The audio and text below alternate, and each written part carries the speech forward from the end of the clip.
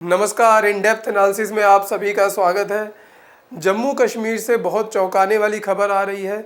आप सब जानते हैं कि 9 जून जो 2024 को जब रियासी में पहली बार हमला होता है, बहुत सालों के बाद जम्मू में, तो बड़ी आश्चर्यजनक बात थी कि कैसे तीर्थयात्रियों के ऊपर हमला किया गया। लेकिन उसके बाद वो हमले लगातार बढ़ते गए, कश्मीर रीजन तक पहुँच गए हैं। 12 जवान इस जुलाई में ही शहीद हो चुके हैं। लेकिन जो चौंकाने वाली खबर आ रही है कि पाकिस्तान की तरफ से ऐसा लग रहा है कि कारगिल जैसी चीज़ को दोहराने की कोशिश की जा रही है, यानी कारगिल 2 को अंजाम दिया जा रहा है। खबर आ रही है कई सोर्सेज से कि 600 एसएसजी जो उसके स्पेशल सर्विस ग्रुप के कमांडो है, एक तरीके से बहुत एलीट ग्रुप है कमांडो का, उसको जम्मू कश्मीर में ऑलरेडी भेज दिया गया है। कुछ हिस्सा जो है उसका अभी भी पीओके वाले मुजफ्फराबाद में है बैकअप प्लान के लिए। ऐसी खबरें आ रही हैं। ऐसी खबरें कहाँ से आ रही हैं उन सबको देखेंगे। लेकिन इसमें एक और जो एंगल नज़र आ रहा है वो आ रहा है केवल इसमें पाकिस्तान का रोल ना होकर इसमें ऐसा लग रहा है कि पूरी वेस्टर्न पावर यूएस लेड और एक तरफ से चाइना, ये दोनों भी पाकिस्तान को उकसा रहे हैं कि वो इस तरीके से काम करे, क्योंकि उससे जो भारत है जो एक तरक्की की तरफ बढ़ रहा है, जो उसकी अर्थव्यवस्था स्ट्रांग हो रही है, जो मिलिट्री पावर वो स्ट्रांग हो रही है, आगे बढ़ रहा है, डेवलपमेंट के रास्ते पे बढ़ रहा है, वो सारा एक बार धरा का धरा रह जाए। और पाकिस्तान का तो बेड़ा गर्क है ही, वो भारत को भी इसमें उलझा ले और भारत भी उसके साथ ही पीछे की तरफ गति कर दे, ना कि आगे की तरफ गति करे। तो ऐसा महसूस हो रहा है।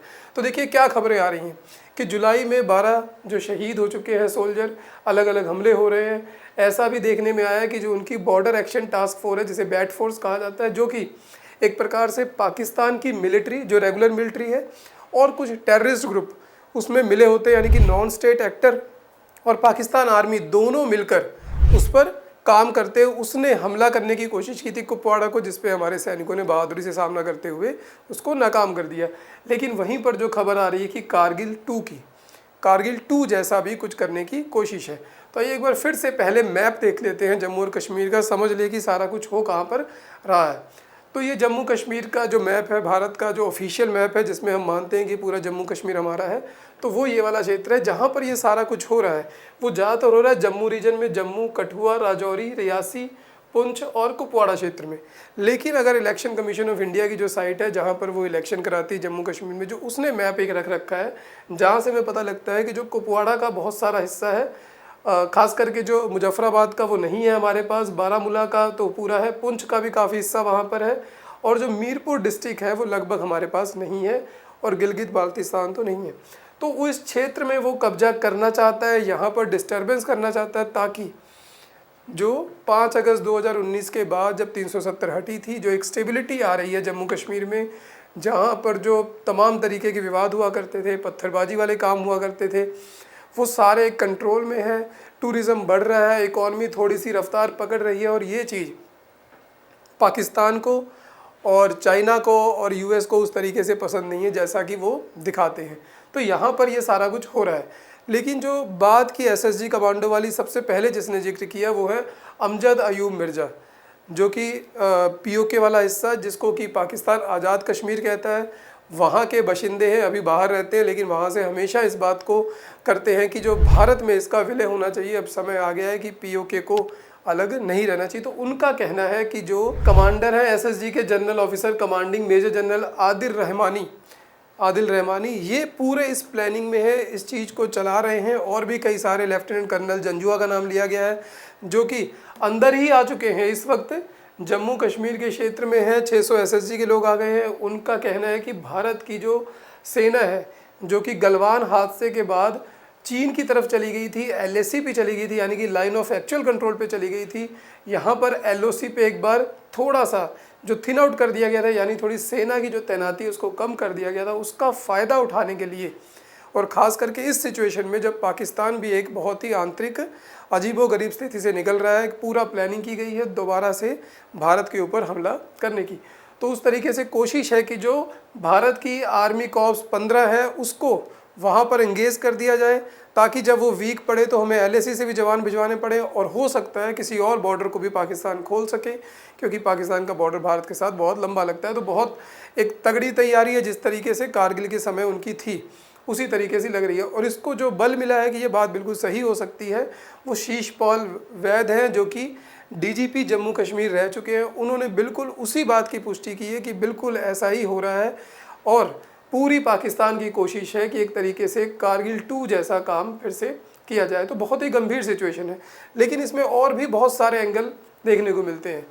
कुछ ही दिन पहले यूएसए ने, जब प्रधानमंत्री मोदी रशिया के पास गए, वहाँ पर पुतिन से मिलते हैं, पूरा गले वगैरह मिलते हैं और वहाँ पर नाटो का सम्मेलन चल रहा था। यूएस ने मना किया कि भारत ना जाए, भारत ने कहा कि नहीं मैं जाऊँगा। तो जो भारत रशिया के पास आया, यूएस ने कम से कम उसके बाद 2-3 बार धमकी दे दी है कि ये बात ठीक नहीं है और उसी के एवज में उसने पाकिस्तान को भी $101 बिलियन की मदद के लिए भी हाथ बढ़ा दिया है, कहा है कि हम दे देंगे। और किस लिए दिया गया है? देखिए, उसको दिया गया है ताकि वो अपने पैसे को लोकतंत्र, नागरिक और आतंकवाद, हिंसक उग्रवाद से लड़ने के लिए यूज़ करे, पाकिस्तानी अर्थव्यवस्था को स्ट्रॉन्ग करने के लिए। लेकिन पाकिस्तान इस पैसे को कभी भी उस काम के लिए यूज़ नहीं करेगा जो इसके लिए मिला है। उसका टारगेट हमेशा ही यही रहता है, जैसे ही पैसा मिला उसको पहले आतंकवाद में लगा दो और वहाँ पर भारत को परेशान करो, चाहे खुद का कुछ भी हो जाए। तो एक तरीके से यूएस चाइना को काउंटर करने के लिए पाकिस्तान का यूज़ कर रहा है, भारत चाइना को काउंटर करने के लिए रशिया का यूज़ करना चाह रहा है।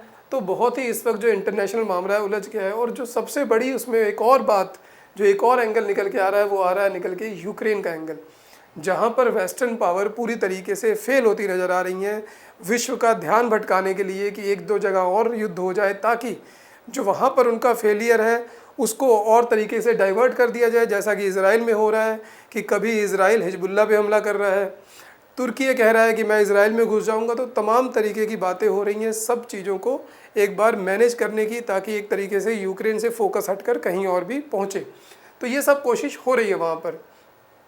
और पैसे के साथ साथ एक और बड़ी बात जो कि हमारी फ़ौज भी कह रही है और बहुत सारे इंटरनेशनल ऑर्गेनाइजेशन है वो भी कह रही है कि जब यूएस वहाँ से जाता है, जब चुनी हुई अफ़गान में जो सरकार थी, जब तालिबान ने 2021 में उसके ऊपर कब्जा किया, तो जब अमेरिकन भागे हैं, फिर वो ऐसा भागे हैं कि वो संभाल नहीं पाए अपने सामान को, और कम से कम $7 बिलियन का उनका जो मिलिट्री इक्विपमेंट था, जिसमें बहुत सारा इक्विपमेंट ऐसा था जो लैंड बेस्ड था, जीप वगैरह, टैंक वगैरह, लेकिन बहुत सारे हथियार भी थी जिनकी कीमत तो काफ़ी हो सकती, लेकिन वो 3 लाख से ज़्यादा हथियार थे जो कि वहाँ पर रह गए थे। और वो सारे हथियार अब कहाँ पहुँचे हैं? वो हथियारों का खजाना है, वो तालिबान को भी नहीं मिले, वो धीरे धीरे स्मगल हो गए और स्मगल होकर वो पहुँच रहे हैं। एक ही उनका लोकेशन है जहाँ पर उसका यूज़ होगा, और वो है जम्मू और कश्मीर। और पूरे जम्मू कश्मीर में अब अमेरिकन हथियार जो तालिबानियों के ख़िलाफ़ यूज़ होने थे, जो अफ़गान सरकार को दिए गए थे, उनके सैनिकों को दिए गए थे, उन सब को तालिबान बचा नहीं पाया। और पाकिस्तान, जिसको हमेशा ऐसे काम बहुत पसंद है, वहाँ से सबको उसने स्मगलिंग की है। और उसके बाद उसने क्या किया है? सबको दे दिया उसने, लश्कर तैयबा से लेके जैश ए मोहम्मद सबको दे दिया, ले लो, लेके पहुँचो वहाँ पर, क्योंकि जो हथियार मिल रहे हैं वहाँ पर, जो आतंकवादियों से पाए जा रहे हैं, वो सारे अमेरिकन मेड हैं। और यहाँ पर एक बहुत बड़ा एंगल नज़र आ रहा है भारत की तरफ से। तो भारतीय आर्म्ड फोर्सेस इससे निपटने के लिए पूरी तरीके से तैयार है, काउंटर ऑफेंसिव कर रही हैं। सर्प विनाश ऑपरेशन नाम रखा गया 2.0, क्योंकि जो ऑपरेशन सर्प विनाश 1 था वो 2003 में टेररिस्ट को टारगेट करने के लिए यूज़ किया गया था जम्मू और कश्मीर में। तो ये तो सारी चीज़ हो गई कि पाकिस्तान भारत के साथ करना चाह रहा है, भारत की जो आर्थिक उसकी प्रगतिशीलता है उसको तोड़ना चाहता है, चाइना भारत को काउंटर करना चाहता है, भारत रशिया की जो दोस्ती बिल्कुल क्लोज जा रही है, दोनों को उलझा देना चाहता है कि एक यूक्रेन में उलझा रहे, एक जम्मू कश्मीर में उलझा रहा है, और फिर देखते हैं कि ये दोस्ती में अपने क्या करते हैं। ये सब चल रहा है, लेकिन पाकिस्तान की कुछ आर्थिक आंतरिक मजबूरियां भी हैं जिनकी वजह से वो ये काम कर रहा है। अगर आंतरिक मजबूरियां उसकी देखें तो ये पाकिस्तान का नक्शा लिया गया है, इसलिए ध्यान रखें। पाकिस्तान गया सालों के बाद में कह दे कि हमने गलत लगा दिया, भारत का मैप नहीं लगाया, तो हमें पाकिस्तान का नज़रिया भी देखना है कि आखिर वो कैसे देखता है। तो उसने देखिए पूरे जम्मू कश्मीर को तो डिस्प्यूटेड दिखाना ही है, जो उसने कब्जा कर रखा है, उसने एक अपना एक एरिया बना रखा है जहाँ पर वो लोग अपने आप रूल करते हैं, गिलगित बाल्टिस्तान। और जो पीओके का दूसरा हिस्सा है जो जम्मू कश्मीर के साथ लगता है, उसको उसने आज़ाद कश्मीर का नाम दे रखा है। तो यहाँ पर तो उसकी उलझने हैं ही, क्योंकि आज़ाद कश्मीर का भी हम देखेंगे किस तरीके से बार बार लोग उठ खड़े होते हैं कि हमें भारत में मर्ज होना है, हम दुखी हो रहे हैं, तुम कोई सुविधा नहीं दे सकते। देखिए पीओके में विरोध प्रदर्शन शुरू, प्रदर्शनकारियों के बीच भारत में विलय की मांग गूंजी, तो वहाँ पर भारत के प्रति एक अच्छा रवैया है, क्योंकि वहाँ पर गरीबी बहुत है। अभी कल ही न्यूज़ आ रही थी कि पाकिस्तान की एक औरत ने आत्महत्या कर ली क्योंकि उसका बिजली का बिल 3000 रुपये आ गया, और वो बिल नहीं भर सकती थी और उसके पास ना दवाई के पैसे थे। तो पाकिस्तान में बहुत गरीबी इस वक्त बढ़ चुकी है, आटा दाल चावल की किल्लत हो रही है। जो भारत के मुकाबले रुपया उनका हमारा 1.1 होता था, उनका 1 होता था, अब वो 3 के आसपास पहुंच गया है। तो बहुत ज़्यादा फ़र्क हो गया इकॉनमी का और हालात वहाँ ख़राब है।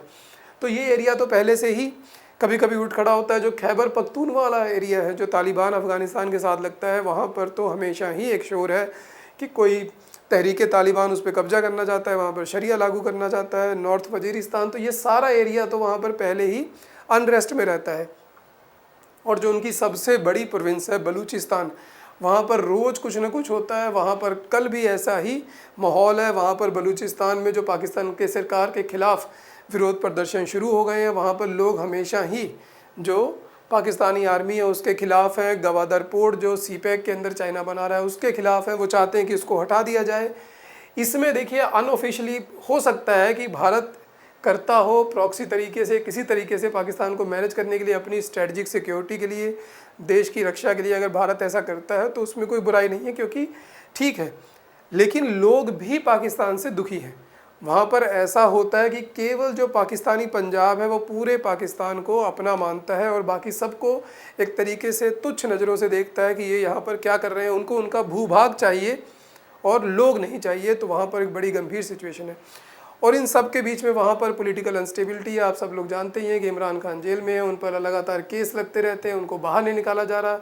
पार्टी बैन करने की बात थी, बाद में बैकफुट पे चले गए। पैसा नहीं है, रोज़ कटोरा लेके घूम रहे हैं। तो पाकिस्तान जितना परेशान है उससे कोई भी कुछ भी काम कराया जा सकता है। और इस वक्त लग रहा है कि एक तरीके से विश्व की जो ताकतें हैं, खास करके US लेड वेस्ट, पाकिस्तान को काफ़ी मदद कर रहा है कि वो भारत के ख़िलाफ़ एक प्रॉक्सी जंग छेड़े और भारत और रूस आखिर अपनी दोस्ती का फिर दिखाएं करतब कि वो कैसे इसको मैनेज करेंगे। और चाइना का भी कुछ ना कुछ रोल है और चाइना भी देखेगा कि भारत कितना कमज़ोर हो ताकि वो उसको और दबा सके, वहाँ पर LAC पे अपने हमले को और बढ़ा सके। दो अगर फ्रंट खुल गए तो भारत के लिए संभालना इस वक्त बहुत मुश्किल हो जाए, क्योंकि दोनों न्यूक्लियर देश हैं और भारत भी एक न्यूक्लियर देश है। तो खतरा गंभीर है, लेकिन हमारी आर्म फोर्सेस पूरी तरीके से सक्षम है। उम्मीद है कि इस ऑपरेशन को बहुत अच्छे से निपटाया जाएगा और कामयाबी हमें जल्द ही मिलेगी और पूरे जो मसला है वो खुलकर और सामने आएगा। तो आज के वीडियो में इतना ही। नमस्कार। कमेंट ज़रूर करें कि कैसा लगा और इसमें जो आपकी राय है उसको भी ज़रूर लिखें।